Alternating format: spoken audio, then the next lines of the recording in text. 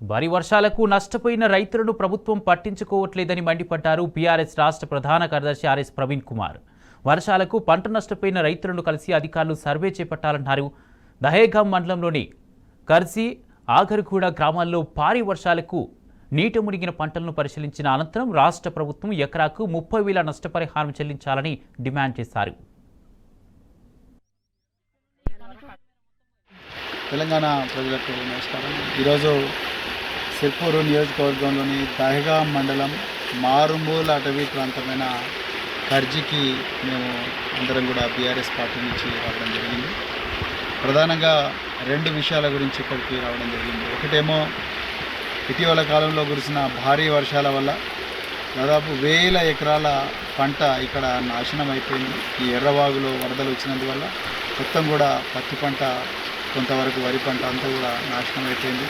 ఇంతవరకు ఏ అధికారి వచ్చి కూడా దీన్ని సర్వే చేయలేదు. నేను మరొకసారి వ్యవసాయ శాఖ మంత్రి తుమ్మల నాగేశ్వరరావు గారికి, అలాగే ముఖ్యమంత్రి రేవంత్ రెడ్డి గారికి, ఇన్ఛార్జ్ మంత్రి జూపల్లి కృష్ణారావు గారికి ఈ సోషల్ మీడియా ద్వారా, పత్రికల ద్వారా నేను రిక్వెస్ట్ చేస్తున్నా. దయచేసి మీ అధికారులను ఇక్కడ పంపించి సర్వే చేయించండి. రైతులకు ఇక్కడ ఒకటే పంట వస్తుంది. మరి ఈ పంట కూడా పోతే వాళ్ళు ఆకలి చావుల అంచులో ఉండే ప్రమాదం ఉంటుంది. బ్రిడ్జ్ అంతా చూస్తే ఇదంతా కూడా మత్తడి, కర్జీ చెరువు మత్తడి. దాదాపు 2004 సంవత్సరంలో ఈ మత్తడి కట్టడం జరిగింది. ఇక మన ఇంజనీర్లు, కొంతమంది ఇంజనీర్లు, ఆనాడు ఉన్న రాజకీయ నాయకులు వాళ్ళు లంచాలకు అలవాటు పడి ఏమాత్రం చూడకుండా ఈ మత్తడి కట్టిండ్రు.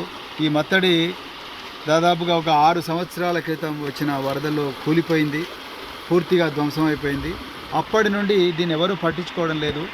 నిజంగా ఈ మత్తడి కరెక్ట్గా ఉంటే ఈ చెరువు వల్ల ఈ కర్జీ, తర్వాత మెత్తెము, గిరెల్లి ఈ ప్రాంతాల్లో భూగర్భ జలాలు చాలా గొప్పగా ఉంటాయి. అదేవిధంగా 1000 ఎకరాల భూములకు సాగునీరు వచ్చే అవకాశం ఉంటుంది. కానీ ఇలా ప్రభుత్వం దీన్ని పట్టించుకోవడం లేదు. ఇక్కడ ఆస్తి నష్టం జరగకూడదంటే ఎత్తడిని మళ్ళీ నిర్మించండి, ఈ రోడ్డు వేయండి, తర్వాత ఈ మునిగిపోయిన పంటలకు వెంటనే నష్టపరిహారం చెల్లించాలి.